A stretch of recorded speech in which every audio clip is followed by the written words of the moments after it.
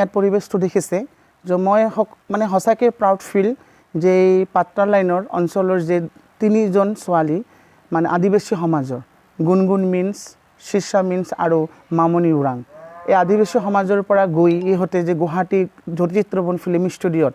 তাতে international national ফেষ্টিভেলত participate কৰি আপোনালোকে দেখিছে ট্ৰফি চাৰ্টিফিকেট পাবলৈ সক্ষম হৈছে এইটোৰ কাৰণে কিন্তু সঁচাকৈ আমি প্ৰাউড ফিল কৰিছোঁ আৰু মই নিজেও প্ৰাউড ফিল যে ইহঁতক মানে আমি শাস্ত্ৰীয় নৃত্যটো শিকাই আজি ইমান দূৰলৈ লৈ গৈ আছোঁ আজি সকলোৱে আমি আনন্দিত আৰু আমাৰ আৰু একজন ছোৱালী বেংগলী কমিউনিটিৰ অনামিকা দাস যিহঁতে আমাৰ গোপীনাথপুৰত থাকে ডালবাৰী তাতে মোৰ স্কুল এখন আছে তাতেও প্ৰশিক্ষণ কৰে তাৰ অঞ্চলৰ পৰাও ছোৱালীয়ে বেষ্ট প্ৰাইজ ক্লাছিকেল কথক ডান্সত লৈ আহিছে আৰু আদিবাসী ফোক ডান্স আৰু আমাৰ আধুনিক ডান্সৰ ইহঁতে পৰিৱেশন কৰি নৃত্য জগতত এখন নাম সক্ষম কৰি আনিব পাৰিছে তাৰ কাৰণে এই পাত্ৰা লাইনৰ বাসী হৈ মই আপোনালোকক ধন্যবাদ জ্ঞাপন কৰিছোঁ আৰু বিশেষকৈ মই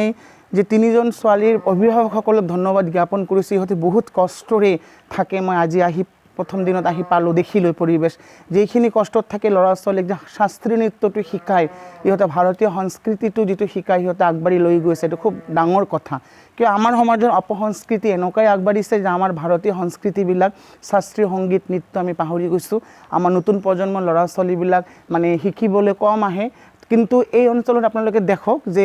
এনেকুৱা এটা জাগাৰ পৰা ল'ৰা ছোৱালী শাস্ত্ৰীয় ভাৰতীয় সংস্কৃতিটো গ্ৰহণ কৰি আছে এইটোৰ কাৰণে কিন্তু খুব ডাঙৰ এটা আমাৰ কাৰণে কথা আৰু আমি খুব নিজে শিকিব লগা কথা তাৰ কাৰণে অভিভাৱকসকলক ধন্যবাদ জ্ঞাপন কৰিছোঁ আমাৰ আদিবাসী সমাজৰ ইয়াত সন্মানীয় অতিথিসকল আহিছে এইসকলক সম্বৰ্ধনা আজি দিয়া হ'ল দাদাসকলকো ধন্যবাদ জ্ঞাপন কৰিছোঁ যে আৰু এনেকুৱা কৰি আশীৰ্বাদ কৰিব মই এনেকুৱা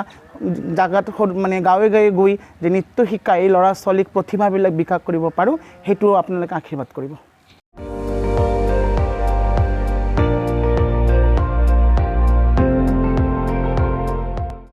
আপুনি চাই আছে ND24 সৰ্বশ্ৰেষ্ঠ নহয় সৰ্বোত্তমৰ দৌৰ